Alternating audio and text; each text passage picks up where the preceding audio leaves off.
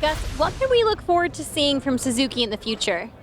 Well, Crystal, everything is going to get bigger and better, of course. But right now we have our DF350A as our flagship. We were the first company to introduce the counter-rotating propeller. We knew that when engines gets bigger, that you still have to get that power to the water. And so our engineers came up with using two propellers instead of one. So if you think of a dragster, how big the tires are, we had to basically do the same thing. And so we get all that power to the water with that. And then we've done some other innovative things like we get the air in without heating it up as it comes in. So the cooler we can bring that air, the more combustion we can make and more power that we can make it with that as well.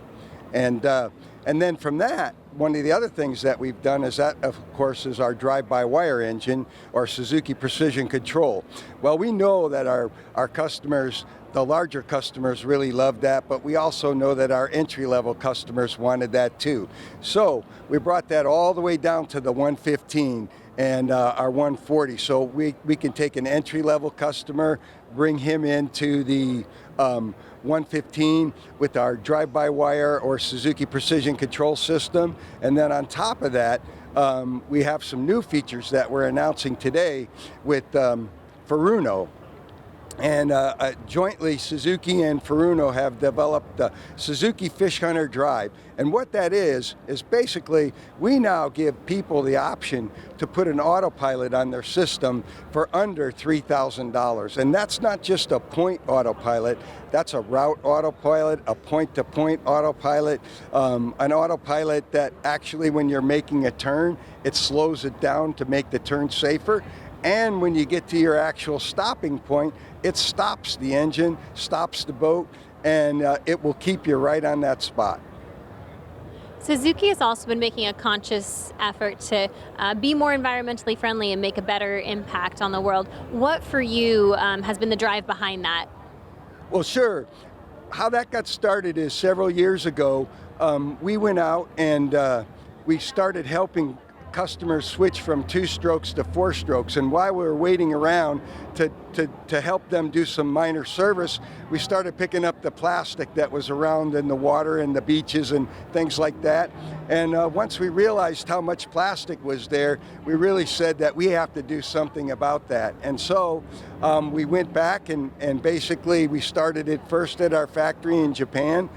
We got all of our employees together and we went out to the lake and we cleaned up the lake for all kinds of plastic and other materials. And then we said, you know, we can do better than this. And we sent it out to all of our distributors around the world.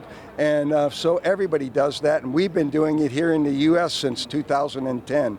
And it's a great way to get all of our employees together, families together.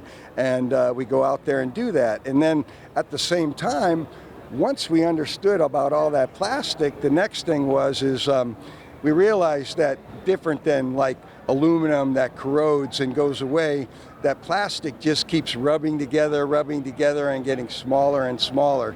And so then our director basically said, we have to go back and figure out some kind of solution for that. And so our engineers came up with a microplastic filter. And so all of our outboards, basically from 115 and 140, starting in July of this year, are going to come with a microplastic filter on them. And that microplastic filter, it basically, all the water that goes through the outboard goes through that filter, and we collect it, and then certainly you can just let the filter dry out in the sun and put that in the regular trash. And, and I think one of the things that I like about it is that it's made me be more aware. And so, instead of using a plastic bottle, I might drink out of an aluminum can instead of that. And then also as a corporation, we've reduced our use of plastic by several tons.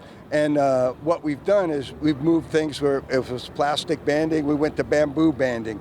If we had a plastic bag, we went to a paper package. So, and I think it's just those things that you learn every day that there's something you can do to make the water cleaner and better.